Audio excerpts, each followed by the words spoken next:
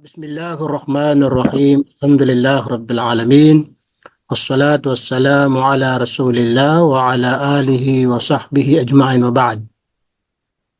يقول الله تبارك وتعالى في الكتاب المنزل بعد أعوذ بالله من الشيطان الرجيم. بسم الله الرحمن الرحيم. إن الله يحب المحسنين. وقال أيضا إن الله يحب التوابين ويحب المتطهرين. Alhamdulillah, unang-una ho, lubos tayong nagpapasalamat sa dakilang lumikha ang Allah subhanahu wa ta'ala sa mga pagkakataon na kanyang pong ipinagkakalupo sa atin katulad po ngayon. Tayo po ay naparito, tayo po ay nakaatin sa pag-aral na ito na kung saan para lamang kay Allah subhanahu wa ta'ala. Wala tayong ibang layunin, hindi tayo pwedeng maaring isingit na maisip po natin na kaya ako ay umaatin para sa aking mga kapatid o ano pa man. Kailangan pa rin na maging lubos na layunin na tayo po ay umatin na para lamang kay Allah subhanahu wa ta'ala. Dahil tiyak na tatanggapin po ng Allah subhanahu wa ta'ala at kanyang gagantimpalaan po. Ito ay lagi po nating ipinapaalala sa ating mga kapatid kasi minsan nakakalimot po tayo, minsan nabubulungan tayo ni Satanas o si demonyo na iba ang ating kumbaga nagiging layunin. Opo. Tandaan po natin ang Islam ay nagtuturo lamang na tayo ay gumawa ng iba't ibang uri na pagsamba, magsalita sa mga salitang naayon sa pananampalatayang Islam na ang layunin po lamang ay malugod sa atin ng Allah subhanahu wa ta'ala. Sigurado po na kapag ang tagapaglikha ay nalugod po sa atin, tiyak na tayo po ay tatanggapin po niya sa kanyang paraiso sa oras na tayo ay dumating po sa kabilang buhay. Opo. Kaya mga kapatid namin sa pananampalatayang Islam, dumako po tayo sa ating pinakapaksa na sabihin po natin na ito ay maaari na maraming bisis po natin naririnig sa ating pong mga kapatid na mga tagapagturo o mga kapatid na nagbabahagi ng Islam o mga kapatid na nagpapaliwanag din. Katulad pa rin sa dati na paniwalaan natin na ang Islam ay hindi dapat tayo magsawa. Kahit na po ito ay paulit-ulit. Opo. Kasi ang Islam ito ay yari na, kumbaga nakaridi na. Sa panahon ng mahal nating propeta Muhammad sallallahu alaihi wasallam na kumpleto ng Islam. Di ba yung talata na lagi nating binabanggit na nangangahulugan po na ang Islam ay kumpleto na. Hindi na po tayo maaring mag-isip na sasabihin po natin may kulang at dapat dagdagan. Napakalinaw na ang sinabi ng Allah subhanahu wa ta'ala, "Al-yawma akmaltu lakum dinakum wa atmamtu alaykum ni'mati wa raditu lakum al-Islam madina." Sa kahulugan po, pinakamalapit na kahulugan sa Tagalog, ang sabi po ng Allah sa araw na ito, akmaltu dinakum. Ibig sabihin, aking ginawang ganap, kompleto ang inyong pamamaraan. Nang tinutukoy dinakum ang tinatawag na ang Islam. Watmamtu alaykum ni'mati. At ginawang kompleto o ganap ang biyaya ng Allah subhanahu wa ta'ala na kung saan sa Islam. Kaya ang unang-una na matatanggap na pinakabiyaya ng Allah subhanahu wa ta'ala sa kanyang alipin ay ang pagiging isang Muslim o pagiging ang kanyang pinanghahawakan na relihiyon ay ang Islam. Wala pong obra sa tinatawag na Islam. Kaya kung magtatanong tayo, ano po bang pinakabiyaya ng Allah sa atin, sa ating pamumuhay? Opo, Okay, may mga biyaya diyan na nandiyan na, nasa atin na.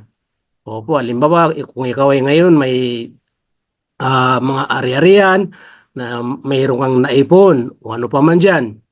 Masasabi natin na ito yung mga biyaya na mga maliliit na bagay na biyaya. Pero may kasama ring pagsubok. Kumbaga, dalawa, biyaya at mayroon ding pagsubok. Halimbawa, binigyan nga ng sasakyan, binigyan nga ng pwesto, halimbawa yung mga nagtitinda o ano pa mang nating natanggap sa ating buhay. Pero ito ay pagsubok pa rin yan. Inaalam ng tagapaglikha, titingnan ng tagapaglikha sa atin kung yung bang ipinagkaloob niya sa atin ay hindi magiging hadlang.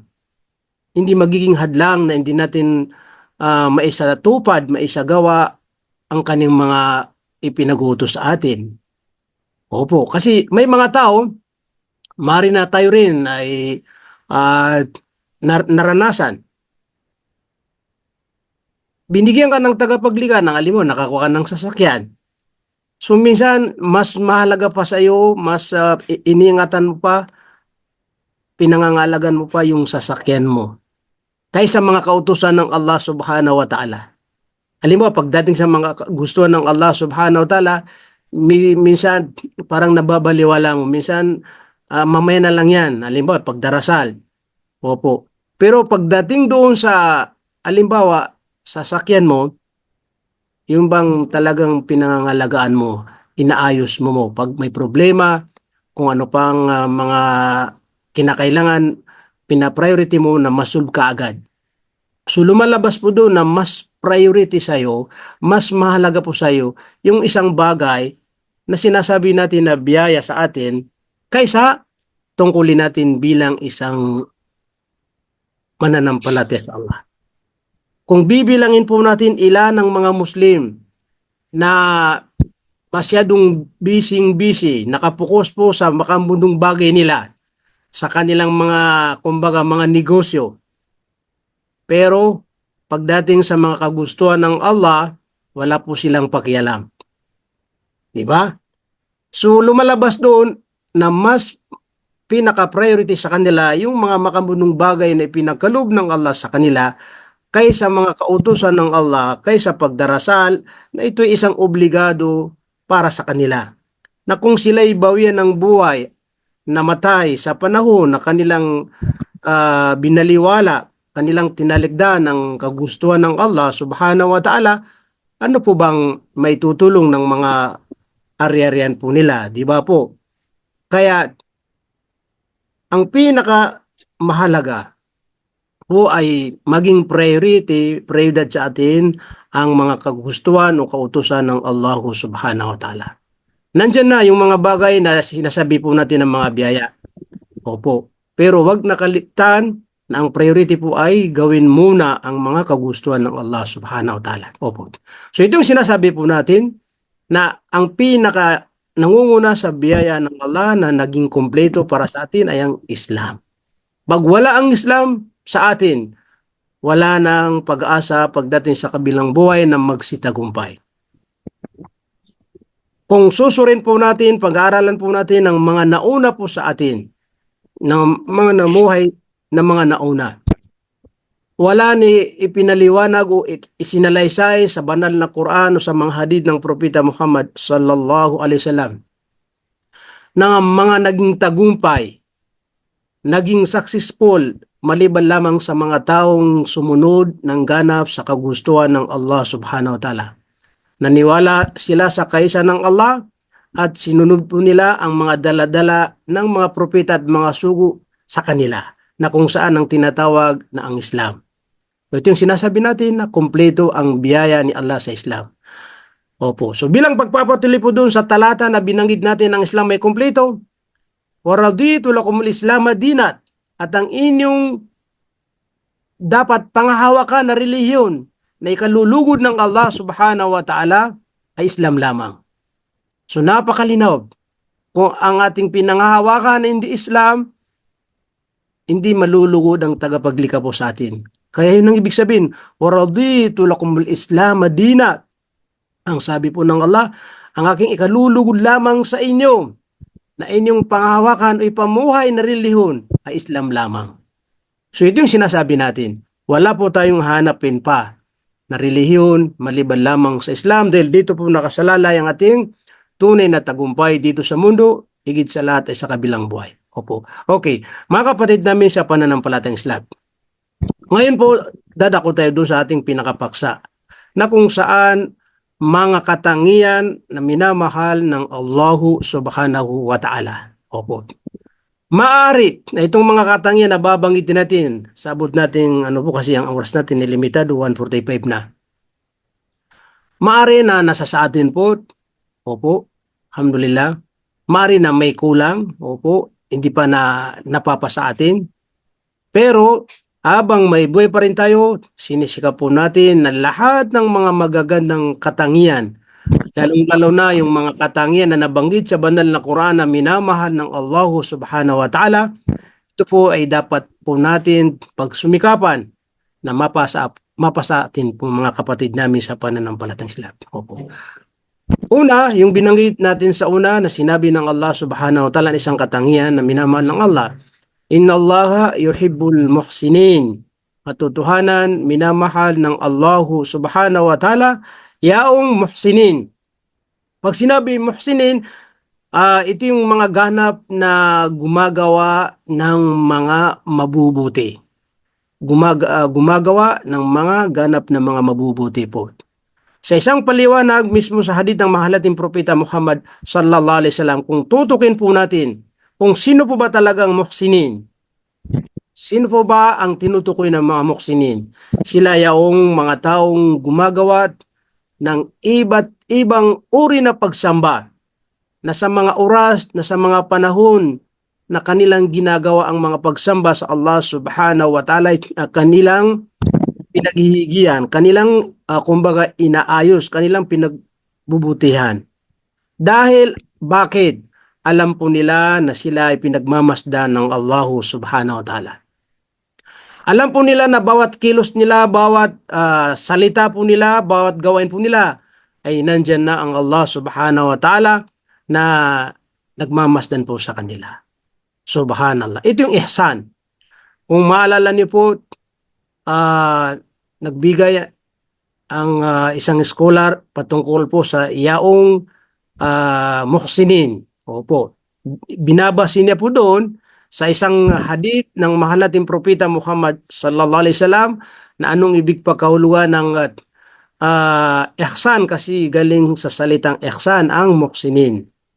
Kaya ang sabi ng propeta Muhammad sallallahu alaihi wasallam, ang tunay, ang tinutukoy na ihsan o muhsin ay yaong ginagawa niya ang pagsamba sa Allah Subhanahu wa Ta'ala na para bang nakikita niya ang Allah Subhanahu wa Ta'ala. At kahit hindi po niya nakikita ang Allah Subhanahu wa Ta'ala, pero nasa kanya pa rin kaisipan na siya ay pinagmamasdan o nakikita ng Allah Subhanahu wa Ta'ala. Itong ihsan. An ta'budallaha ka'annaka tarahu fa illam takun tarahu fa innahu yarak. Sambahin ng Allah Subhanahu wa Ta'ala na para bang nakikita mo siya. At kahit hindi mo siya nakikita, ikaw ay nakikita pa rin ng Allah Subhanahu wa Ta'ala.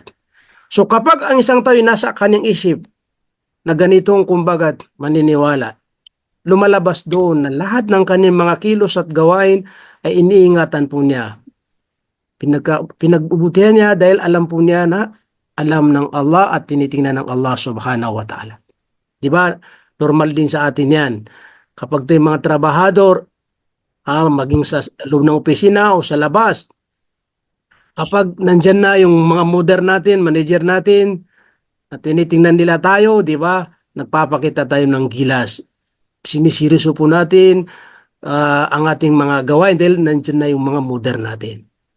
Pero kapag wala sila, minsan yung mga hindi naman pangkalahatan yan, hindi natin nilalat.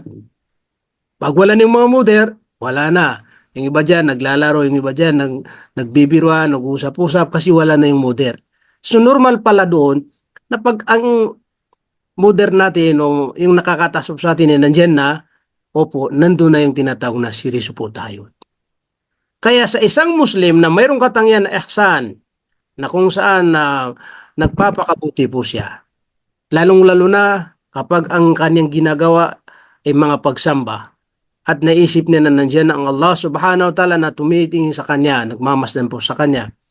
Kaya sigurado na kanyang inaayos ang kanyang mga pagsasagawa. Opo. Kaya may isang guro na nagbigay siya ng palugid, tawag doon na ikhtibar o pagsusulit. Dahil siyempre matagal na tinuturuan kanyang mga estudyante. Ito ay maaari ilang ko bisis na ipaliwanag. Pero baka mayroong bago na para magkaroon ng ano rin na idea o dagdag kaalaman.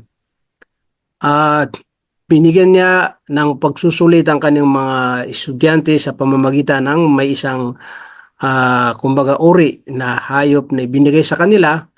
Isang nagkukwento para bang isang manok. Opo, basta isang hayop na kayang katay ng bawat isa. Nangyari nung ibinigay sa kanila at sinabi sa kanila ng guro nila na ito ay kakatayin nyo na wala pong kumbaga nakakakita. Yun lang, pagsusulit po nila. Di sabi ng mga estudyante, yan pala madali yan guro kumbaga. So nang natanggap nila ang kanilang mga kumbaga binigay sa kanila na kakatin po nila na isang hayop, di ginaw nila, nagwatak-watak sila hanggang sa bawat isa ay naghahanap ng mapagtaguan. Nang walang nakakita sa kanila, yun, agad-agad kinatay niya ang kanyang, kumbaga, sa kanya, yung binigay sa kanya na hayop. Hanggang sa pagkatapos nila pumatay, kumbaga, bawat isa sa kanila, ay nagsibalik po sila sa kanilang guro at dala-dala po nila ang kanilang kinatay. Hanggang sa yung isa sa kanila ay medyo hindi pa kumbaga dumating na late. Kaya sabi nga nila, sabi ng guro, saan ba si Pulan? Sabi nga, hindi namin alam yan. Madali namang gawain tapos bakit matagal pa? Yun ang mga sinasabi. Alam niyo mga kapatid namin sa pananampalatayang Islam, nang dumating daw yung isang estudyante, malungkot, at nakakaano doon ay walang nagawa, wala siyang nakatay, hindi niya nakatay ang kanyang dala-dala, kaya pinagtawanan daw. Hanggang sa sabi ng guro, teka, tanungin natin kung ano po bang dahilan. Tinanong po kung bakit hindi mo nagawa na makataya ang inyong, kumbaga, kakatayin. Sabi niya, guro, di ba ang sabi mo ito ay kakatayin po namin sa oras na wala pong nakakita sa amin. Kaya bawat lugar na aking pinagtataguan para katayin ang sa akin kasi para walang nakakita, naalala ko palagi na kahit wala pong nakakita sa akin pero nandyan na ang Allah subhanahu wa ta'ala. Nandyan na si Allah na tinitingnan niya po tayo. Kaya sabi niya, wala akong mapagtaguan na hindi ako nakikita ng Allah subhanahu wa ta'ala. Kaya hindi ko po ito nakatay. Kaya sabi ng guro sa kanyang mga estudyante, narinig ninyo ang kanyang kasagutan. Sa madaling sabi, siya lamang ang nakapasa sa inyo. Siya lamang nakapasa sa inyo. Ibig sabihin, dahil sila ay nakaligtaan po nila, na nandyan ang Allah subhanahu wa ta'ala kasi inisip nila madali kasi walang tao. Lumalabas na parang inisip nila tao lamang. So, hindi nila namamalayan na ang tinutukoy po doon sa kanilang pagsusulit ay makita sa kanila kung sino ba ang lagi niyang naalala ang Allah subhanahu wa ta'ala. Kaya ang nakapasa sa kanila, isa lamang siya po.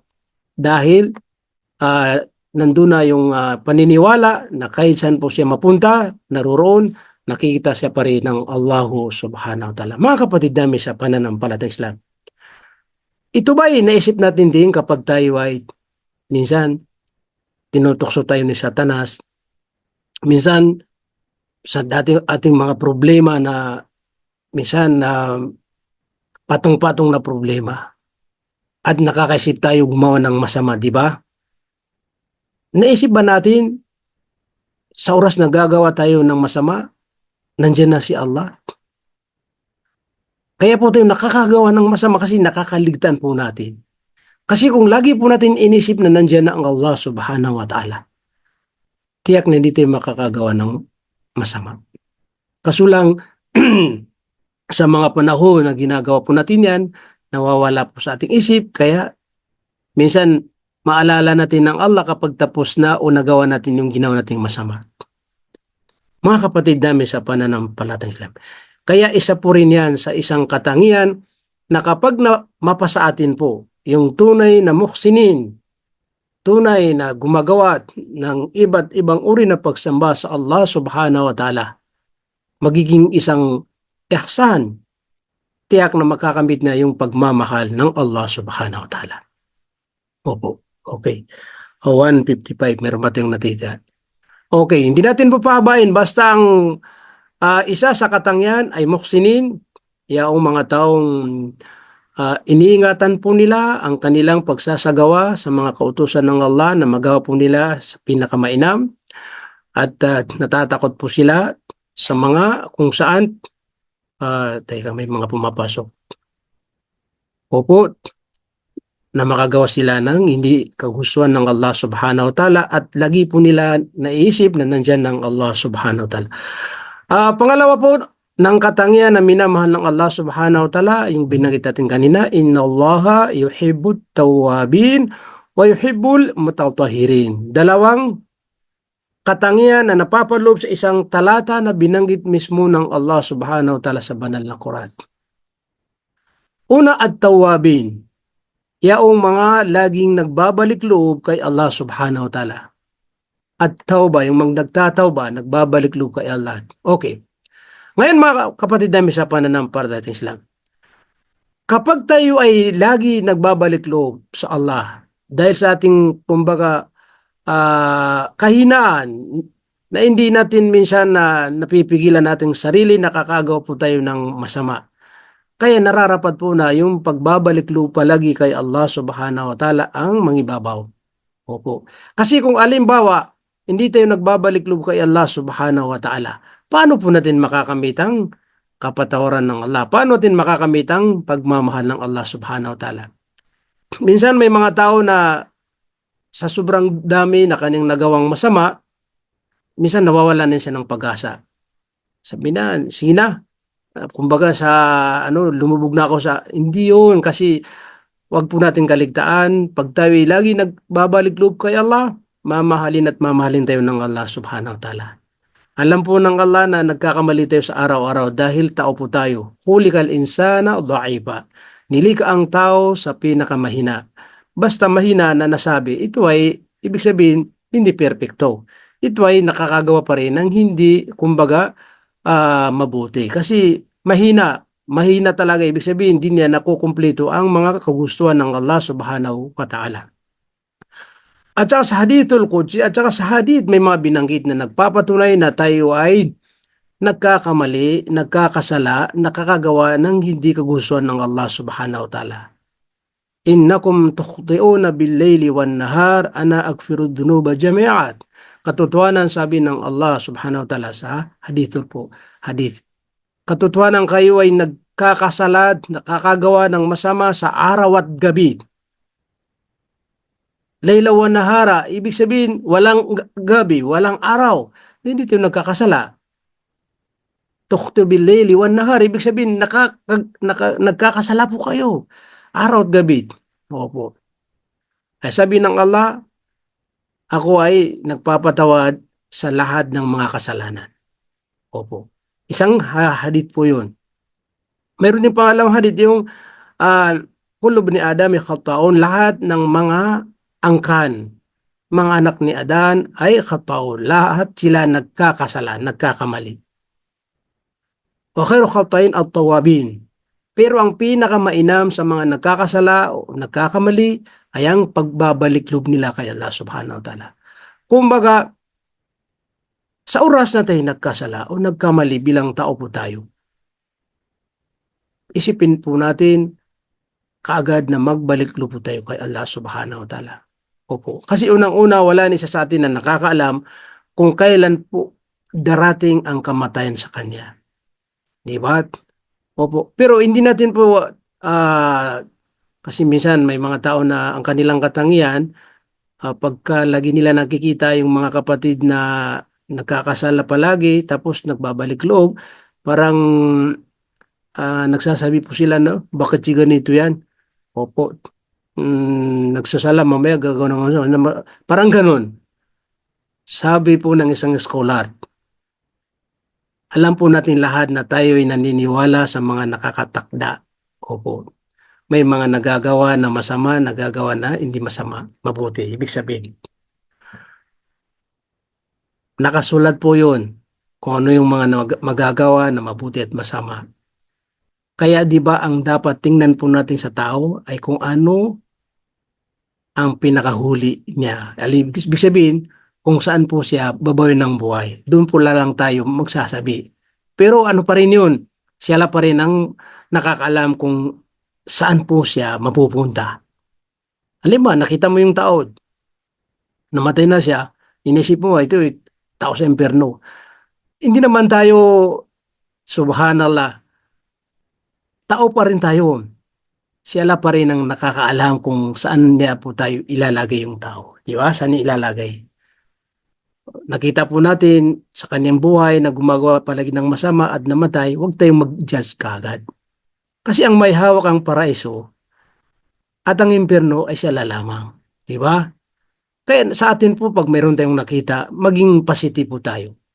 Opo. Sabihin po natin na sana ay itong tao ay ah, kumbaga magbalik loob kay Allah ng ganap at bawian ng ganito. Kasi tao po tayo. Kung wala po, alam mo, patnubay, gabay, minsan mayroon tayong mga pamilya na hindi ba mga Muslim.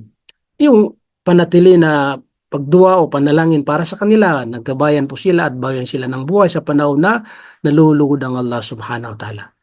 So ang ibig ko sabihin mga kapatid namin sa pananampalataya, hindi po maganda yung nakikita po natin, alimbawa, mga kapatid natin ay balik Islam o Bur Muslim, o bakit si ganito, lalo mga Bur Muslim minsan tinitirain, mga Bur Muslim pa kayo, kayo ang mga parang ganun, mga pasaway, di ba? Subhanallah. Magpasalamat ka kay Allah dahil siyempre ikaw kahit na balik Islam ka, pero ikaw pa rin ang kumbaga parang masigasig pa sa Islam. Parang nagpa-practice pa sa Islam. Kapunyata yung isang natanong po natin, isang balik Islam, sabi na mismo, yung mga kasama ko doon, mga Bur Muslim, ay mga pasaway, hindi nagpo-practice. So lumalabas doon, siya nagpo-practice. Yung gabay at patnubay, alam po natin lahat yan. Magmumula lamang kay Allah subhanahu wa ta'ala. Kaya lalo kang magpasalamat kay Allah kahit nabalik lang po tayo, tayo ay may gabay at patnubay mula sa Allah na tayo ay subhanallah. Patuloy na ginagawa po natin ang kagustuhan ng Allah. Kaya ipanalangin po natin sila. Mapur Musliman o mabalik Islam. Kung sila nakikita po natin na ganun po sila, kumbaga nandun na mamaya wala na naman, dua at ipanalangin. Huwag po tayong magsalita na para bang inaano natin sila. Hindi natin alam minsan, bandang huli, pagsubok ng Allah sa atin, tayo na naman ang nawawala. Tayo na naman ang mahihina. Di ba? Kasi ang gabay, patnubay si Allah pa rin nagbibigay. Wa ma tawfiq illa billah. Walang nagbibigay ng tawfiq, pahintulot sa pagsasagawa, malibang kay Allah subhanahu wa ta'ala. Wa ma kana li nafsin an tu'mina illa biidnillah. Wala ni isang tao na magkakaroon ng patnubay at gabay na paniniwala. Walang isang tao na mabibigyan ng patnubay at paniniwala. Maliban lamang kay Allah subhanahu wa ta'ala. Siyang nagbibigay lamang. Kaya binigyan nga ng gabay patnubay, alhamdulillah. Yung nakikita mo na tinitingnan mo kanyang mga kaugalian kahit nagsasabi ka, di ba sa social media napakarami dyan.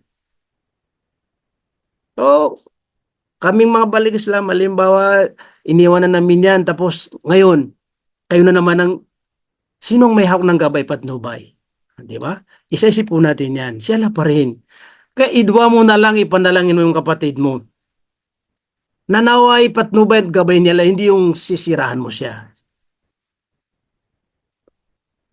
Kung hindi ka naniniwala sa patnubay na mawala lamang kaila, sige, hindi ka naman naniniwala. Pero kung naniniwala ka na ang patnubay at gabay ay mula lamang kay Allah, huwag kang magsalita ng ano po. Bakit? Kasi Walang gabay mula kay Allah. Maging ang mga propeta may mga kamag-anak. Mismo ang ating mahal na propeta Muhammad sallallahu alaihi wasallam sa ating kapanahunan, may mga kamag-anak dito. Hindi na patnubayan, di ba? Hindi na patnubayan. Itayo pa kaya mga Pilipino lamang, di ba? Subhanallah. Magpasalamat po tayo dahil tayo ginabayan ng Allah at pinatnubayan ng Allah, kaya magpatuloy lang tayo na magsagawa ng mga kagustuhan ng Allah subhanahu wa ta'ala at panatilihin ng dua at panalangin sa ating mga kapatid na yung mga wala pang patnubay at gabay, naway gabayan sila, patnubay sila ni Allah subhanahu wa ta'ala. Lalong-lalo na, alam mo, may mga pamilya tayo na hindi pa mga Muslim, di ba? Sila yung lagi po natin dinudua, panalangin. Hindi yung, ang tinitingnan mo, yung mga iba doon, na walang gabay patnubay, sinisira mo sa social media, pero ikaw may mga kamag-anak, hindi mo nabibigyan ng focus, pansin na sila'y patnubayan at gabayan ng Allah. Lahat po tayo babayo ng buhay at babalik sa kabilang buhay. Sila pa rin ang magbibigay ng hatol po sa atin. Hindi tayo. Kaya gawin po natin ang ating tungkulin bilang sa Muslim. Kaya ito yung pinag-usapan natin na magkaroon tayo ng mga katangian na minamahal ng Allah subhanahu wa ta'ala. Dahil kapag hindi tayo magkaroon ng mga katangian na minamahal ng Allah subhanahu wa ta'ala, lumalabas, hindi tayo mamahalin ng Allah subhanahu wa ta'ala.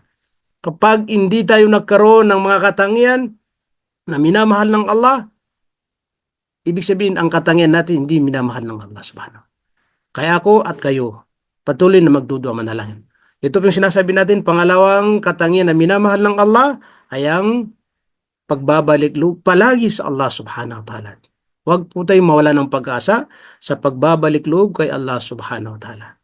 Ang pagbabalik loob kay Allah subhanahu wa ta'ala ay minamahal ng Allah subhanahu wa ta'ala. Opo. Bali, mga 3 minuto, 4 minuto ay ano po ito, mamatay dahil 40 minutes lamang po tayo. Pangatlo, dito ko po tatapusin. Yung kasunod ng aya na mutatahirin, ibig sabihin, minamal din ng Allah subhanahu wa ta'ala, yaong, kumbaga, nagdadalisay. Pag sinabi ito yung nagdadalisay, ito yung mga taong lagi rin na humingi ng tawad, kapatawaran sa Allah subhanahu wa ta'ala na gusto nilang mangyari na maging malinis po ang kanilang pangloob at ang panglabas.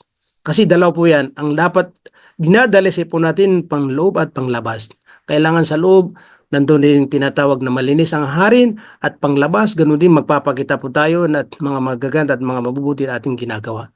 Itong nabanggit natin na inna Allah yuhibbut tawabin wa yuhibbul mutatahhirin, ito yung idunudugtong po natin sa dua pagkatapos tayo mag-ablusyon, di ba? Tapos magsasabi tayo ng yung shahadatain, yan ay karugtong po yan. Na lagi po nating ibig sabihin iniisip ng pagbabalik loob, pagdadalisay ay isang katangian na minamahal ng Allah subhanahu wa ta'ala. Opo, bago po mag-off, magsara ang ating Zoom, mayroon akong natirang 3 minuto. Kanina po may magtatanong, ay nasabi ko po na magsisimula na po tayo. Siya po munang bigyan nating pagkakataon habang hindi pa ito na naputol. Sino po ba yung may tanong kanina po? Nagpaalam po. Mayroon pa tayong natitira mga 3 minuto. Bago po pwede ka magtanong kaagad, magsalita po.